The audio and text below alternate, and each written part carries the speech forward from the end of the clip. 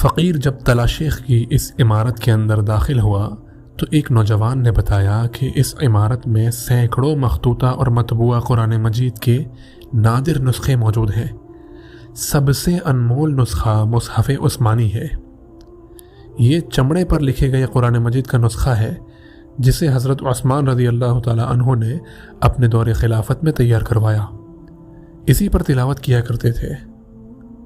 پہلے یہ نسخہ کسی اور ملک میں تھا، مگر امیر تیمور نے جب مختلف ممالک کو فتح کیا تو یہ نسخہ وہ سمرقند لے آیا۔ جب روسی انقلاب آیا تو اس وقت اس نسخے کو لینن گراڈ کے عجائب گھر میں پہنچا دیا گیا۔ پھر جب وسط ایشیا کی ریاستیں آزاد ہوئی تو ازبکستان کی حکومت نے پرزور مطالبہ کیا کہ مصحف عثمانی ہمیں واپس کیا جائے۔ چنانچہ بڑے ادب و احترام سے اس قرآن مجید کو تاشقند لا کر اس عمارت میں رکھا گیا۔ 2 ڈاکٹر حضرات کی ڈیوٹی ہے کہ وہ کمرے کا درجہ حرارت اور ہوا میں نمی کی مقدار کو چیک کریں۔ قرآن مجید پر مختلف کیمیکل کا سپرے کرتے رہے تاکہ یہ نسخہ خراب نہ ہو۔ فقیر نے جب مصحف عثمانی کی زیارت کی تو خط کوفی لکھی ہوئی عبارت پڑھی نہیں جا رہی تھی۔ خط کوفی ایک کیلیگرافی ہے، لکھنے کا ایک طریقہ ہوتا ہے، لکھنے کے فونٹس ہوتے ہیں، وہ آپ گوگل پہ بھی سرچ کر کے چیک کر سکتے ہیں کہ کیلیگرافی کیا ہوتی ہے۔ خط کوفی ایک لکھنے کا طریقہ ہے۔ کافی دیر غور و خوض کے بعد 2 لفظ جبریل و میکال سمجھ میں آئے۔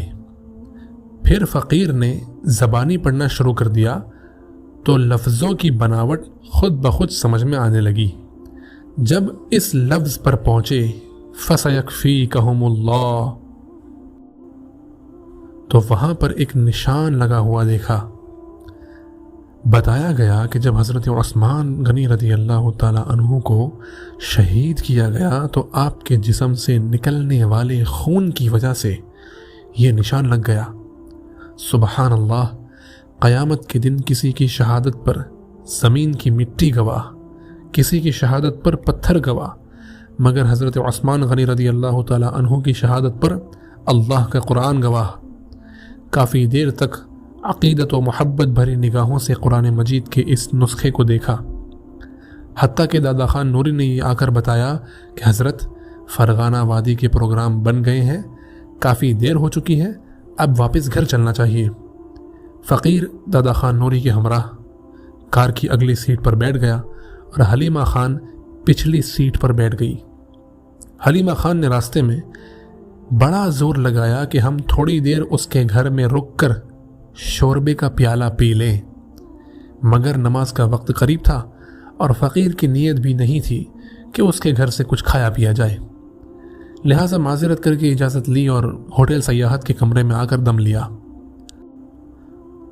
اگلے دن حلیمہ خان نے پیغام بھجوایا کہ میں آپ کے متعلق ٹی وی پروگرام دینا چاہتی ہوں۔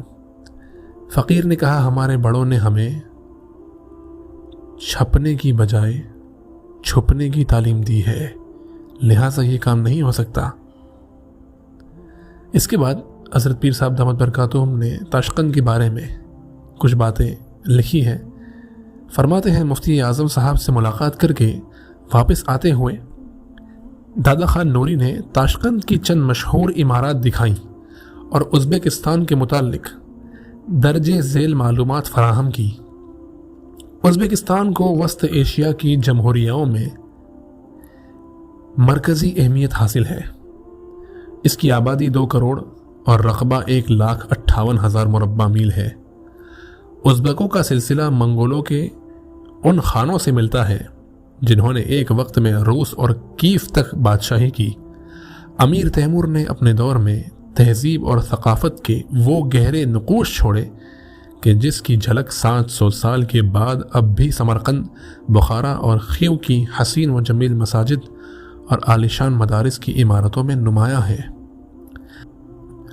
ازبک لوگوں کو نہ صرف اس بات پر ناز ہے کہ یہ تیمور اور بابر کا وطن ہے، بلکہ اس بات پر بھی فخر ہے کہ یہ امام بخاری، امام ترمذی، امام ابو منصور ماتوریدی رحمہ اللہ جیسے علماء اور شیخ بہاؤالدین نقشبندی رحمۃ اللہ علیہ جیسے مشائخ، اور علی شیروانی جیسے شاعر، ابن سینا جیسے سائنسداں، اور البیرونی اور فارانی جیسے فلاسفروں کی سرزمین ہے۔ دادا خان نوری نے فقیر کو وہ عمارت بھی دکھائی جہاں 1965 عیسوی کی جنگ کے بعد سوویت وزیر اعظم کوسیگن کی کوششوں سے ایوب خان اور لال بہادر شاستری کے درمیان معاہدہ تاشقند طے پایا تھا۔ تاشقند کا شہر تحسین شیسین یعنی جنت کے پہاڑوں کے دامن میں دریائے چرچک کی وادی میں بسا ہوا 2000 سال پرانا شہر ہے۔ ایک زمانے میں یہ 1000 قلعوں کا شہر کہلاتا تھا۔ شاید اسی وجہ سے اس کا نام تاشقند ہے، یعنی پتھروں کا شہر۔ ازبک زبان میں تاش پتھر اور قند شہر کو کہتے ہیں۔ شیریں فرہاد کی محبت بھری داستان بھی اس علاقے سے وابستہ ہے۔ اب اس شہر کی بلند و بالا عالیشان عمارتیں، کشادہ سڑکیں، فواروں والے چوراہے اور خوبصورت پارکوں کو دیکھ کر یقین نہیں آتا کہ یہ اتنا پرانا شہر ہے۔ سابق سوویت یونین کے 3 بڑے شہروں ماسکو، لیننگراڈ اور کیف کے بعد چوتھا نمبر تاشقند کا آتا ہے۔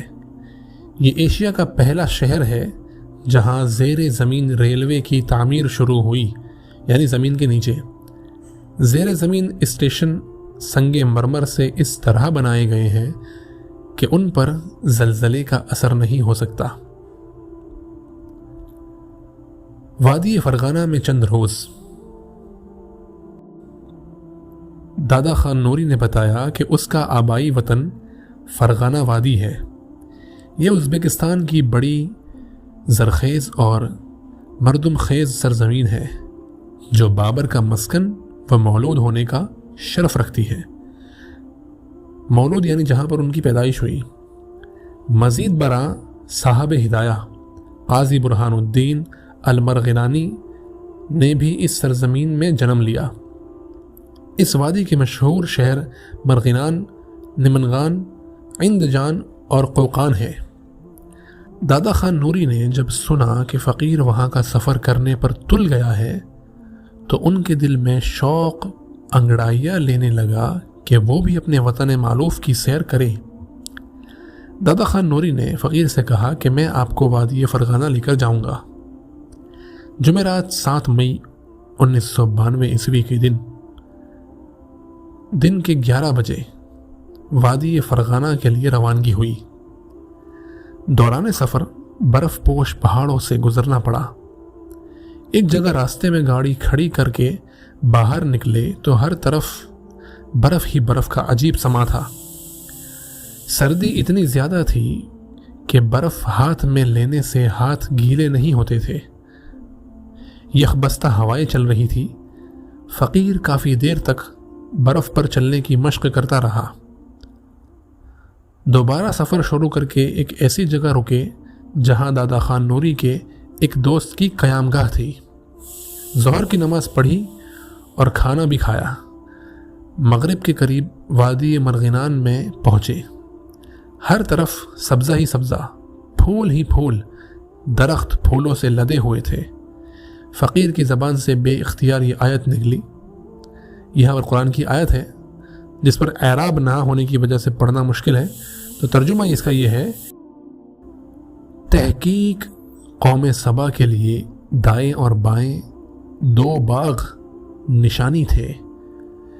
شہر میں داخل ہو کر سیدھے مسجد میں پہنچے تو مؤذن نے فقیر کو دیکھتے ہی نماز پڑھانے کا اشارہ کیا۔ نماز پڑھنے کے بعد نمازی اس طرح حلقہ بنا کر بیٹھ گئے کہ جیسے کوئی محفل منعقد ہونی ہے۔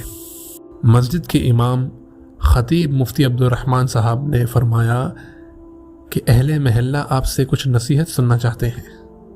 فقیر نے اردو زبان میں بیان کیا اور دادا خان نوری نے ازبک زبان میں ترجمہ کیا۔ حاضرین محفل سبحان اللہ اور الحمدللہ کے ذریعے فقیر کی حوصلہ افزائی کرتے رہے۔ مجلس کے اختتام پر مفتی عبدالرحمن صاحب نے اپنے گھر جانے کی دعوت دی۔ محلے کے نمازیوں میں سے بھی چند حضرات وہاں پہنچ گئے۔ کھانے کے دوران گفتگو کا سلسلہ جاری رہا۔ رات کو وہیں پر قیام کیا۔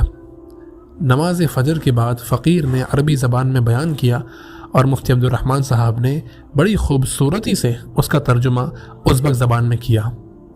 لوگوں نے نہایت توجہ سے بات سنی۔ محفل کے اختتام پر مراقبہ بھی کروایا گیا۔ نوافل اشراق کے بعد ایک صاحب کے وہاں ناشتہ کی دعوت تھی۔ اس نے علاقے کے تمام علماء کرام اور مشائخ عظام کو مدعو کیا ہوا تھا۔ مدعو یعنی ان کو دعوت دی تھی۔ فقیر کو ان سب سے ملاقات کا شرف نصیب ہوا۔ ازبکستان میں کھانے سے پہلے بہت اہتمام سے ہاتھ دھلائے جاتے ہیں۔ ہر محفل میں اٹھتے بیٹھتے ہاتھ اٹھا کر دعا مانگی جاتی ہے۔ آنے والا مہمان جب دعا مانگتا ہے تو اس دوران میزبان کھڑے ہو کر نہایت ادب سے رحمت رحمت کا لفظ کہتے ہیں۔ محبت کے اظہار کے لیے اپنا دایاں ہاتھ سینے پر رکھتے ہیں، پھر دسترخوان بچھاتے ہیں اور روٹی کے ٹکڑے کر کے اس پر رکھتے ہیں۔ خشک میوے دسترخوان پر بہت زیادہ رکھے جاتے ہیں، یعنی ڈرائی فروٹس۔ پتلے قہوے کی شکل میں تھوڑی تھوڑی چائے کپ میں ڈال کر پانی کی بجائے پی جاتی ہے۔ پلاؤ یہاں کی بہت مقبول ڈش ہے۔ کھانے کے لیے بڑے بڑے پیالوں میں گوشت شوربہ دیا جاتا ہے۔ لوگ عموماً اس میں روٹی کے ٹکڑے ڈال کر شرید بناتے ہیں۔ حدیث پاک میں آیا ہے کہ شرید کو کھانوں پر وہی فضیلت حاصل ہے جو عائشہ صدیقہ رضی اللہ تعالی عنہ کو دوسری عورتوں پر حاصل ہے۔ کھانے کے اختتام پر گوشت کے بھنے ہوئے کباب پیش کیے جاتے ہیں۔ یہاں کا اصول ہے کہ کھانا آہستہ آہستہ آرام آرام سے کھاؤ۔ جس مہمان کو اس اصول کا پتہ نہ ہو اور وہ جلدی جلدی کھانا کھائے تو اس کا کھانا کھا کھا کر برا حال ہو جاتا ہے۔ اگلا مضمون ہے کہ نمنگان کی مرکزیت۔ نمنگان ایک شہر ہے، تو فرماتے ہیں کہ نمنگان تاشکند سے 500 میل دور ازبکستان کے آخری سرے پر واقع ہے۔ ایک بڑا شہر ہے۔ اس کی اہمیت کے 2 اسباب ہیں۔ ایک تو محل وقوع ایسا ہے، یعنی جہاں پر وہ واقع ہے وہ موقع ہی اور جگہ ہی ایسی ہے کہ مشرق میں یہ قزاقستان کی سرحد کے قریب ہے، جنوب میں کرغزستان کے نزدیک ہے اور مغرب میں تاجکستان سے ملا ہوا ہے۔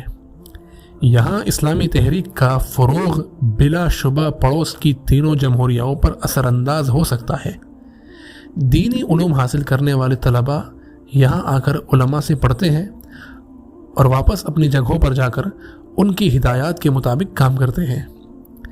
نمنگان کی اہمیت کا دوسرا سبب یہاں کے متقی اور پرہیزگار علماء کی مضبوط جماعت ہے۔ ایک شہر میں کئی دینی مدارس ہیں، ماحول پر اس کا اثر نظر آتا ہے۔ نمنگان میں چند عورتیں چہرے پر حجاب لے کر بازار میں پھرتی نظر آتی ہیں، جبکہ وسط ایشیا میں یہ منظر کسی دوسری جگہ نظر نہیں آتا۔ عورتیں سر تو ڈھانپ لیتی ہیں مگر چہرہ کھلا رکھتی ہیں۔ نمنگان کا شہر خاصا بڑا اور بہت خوبصورت ہے۔ چاروں طرف کے مضافات میں بھی آبادی ہے۔ اندرون شہر کے بعض محلوں میں پرانی آبادی اور تنگ گلیاں ہیں، وگرنہ ہر جگہ کشادہ سڑکیں اور جدید اونچی عمارتیں ہیں۔ تجارتی اور صنعتی ادارے موجود ہیں۔ سڑکوں کے دونوں طرف سروں، صنوبروں اور پھولوں کے درخت لگے ہوئے ہیں۔ نمنگان دریائے سیر کے کنارے آباد ہے۔ دریا کے دوسرے کنارے پر مغل بادشاہ بابر کے والد عمر شیخ مرزا کا قلعہ ہے، جہاں اب اس کے آثار قدیمہ کے نشانات موجود ہیں۔ ظہیر الدین بابر اس تاریخی قلعہ میں پیدا ہوئے۔ 7 سال کی عمر تک انہوں نے اس قلعہ میں پرورش پائی، لیکن جب ان کے والد اس قلعہ کی دیواروں سے گر کر دریائے سیر میں ڈوب گئے تو وہ اپنی والدہ کے ساتھ ننہال منتقل ہو گئے۔ جب جوان ہوئے تو جنگجو طبیعت کے ساتھ ساتھ بخت کی بلندی انہیں ہندوستان تک لے آئی۔ سیر اور کار دونوں دریائے نمنگان کے قریب ایک دوسرے سے بغل گیر ہوتے ہیں۔ یہ کہہ سکتے ہیں کہ سیر اور کارا کی وادی میں پرورش پانے والا مغل بچہ گنگا اور جمنا کی وادیوں کا تاجدار بنا۔ نمنگان کے قریب تیل کا ایک بڑا ذخیرہ دریافت ہوا ہے۔ جب کنواں کھودا گیا تو تیل اس زور اور تیزی سے نکلا کہ قابو سے باہر ہو گیا، چنانچہ اس جگہ کے گرد کالے تیل کی بہت بڑی جھیل سی بن گئی۔ اب اس میں سے بڑے بڑے ٹینکروں کے ذریعے تیل نکال کر ریفائنریز میں لے جایا جاتا ہے۔ دادا خان نوری کی آنکھیں اس جھیل کو دیکھ کر چمک اٹھتی ہیں۔ وہ اسے سونے کی جھیل کے نام سے یاد کرتے ہیں۔ نمنگان میں عدالت نام سے ایک تحریک ابھری ہے جس کے سربراہ رستم جان نوجوانوف ہیں۔ یہ تحریک اصلاح معاشرہ کے لیے سرگرم عمل ہے۔ عدالت گمراہ نوجوانوں اور جرائم پیشہ لوگوں کو مسجد میں لاتی ہے اور انہیں قرآن پاک پڑھانے کا انتظام کیا جاتا ہے۔ مذہب کی تعلیم حاصل ہونے پر وہ نوجوان توبہ طائب ہو کر نیک بن جاتے ہیں۔ انشاءاللہ آگے کا جو مضمون ہے وہ سلسلہ نقشبندیہ کی نسبت کی اشاعت کا دروازہ جو اللہ تعالیٰ نے پیر صاحب کے لیے کھولا تھا، وہاں پر نسبت کی اشاعت کیسے ہوئی، کس طریقے سے حضرت پیر صاحب کے ساتھ لوگ جڑے اور توبہ طائب ہوئے، اس کو انشاءاللہ اگلے ایپیسوڈ میں کور کیا جائے گا۔ آپ ضرور چینل کو سبسکرائب بھی کر لیں اور بیل کے آئیکن پر آل بھی کلک کریں تاکہ جب بھی وہ ایپیسوڈ آئے آپ کو نوٹیفیکیشن مل جائے اور آپ دوسرے لوگوں تک بھی پہنچائیے، خاص طور پہ سلسلے کے جو لوگ ہیں ان کو بھی پہنچائیے، کیونکہ یہ کتاب بہت زیادہ مقبول ہے اور جن لوگوں نے پڑھی نہیں ہے، آپ پر پڑھنے کی فرصت نہیں ملتی، تو وہ اس کو سن بھی سکتے ہیں، تو آپ ضرور ان تک یہ بات پہنچائیں۔ جزاک اللہ۔